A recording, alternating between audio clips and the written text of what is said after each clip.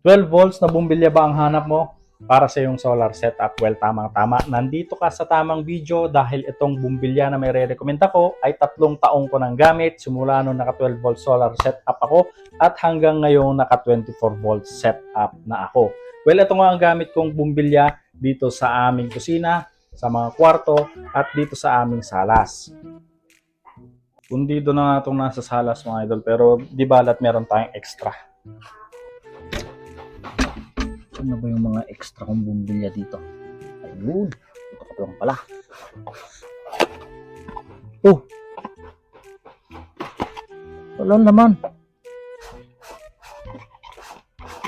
Walang laman. Ito na po ako, nagladlad na! Kaya magladlad ka na rin! So, bali, budget meal lang ang aking dibdib. So, bali, ito muna yung nilagay ko. Isang 12 volts. 12 volts siya na 5 watts. Nilagay ko lang ito eh. Wala na mga 12 volts kong ilaw eh.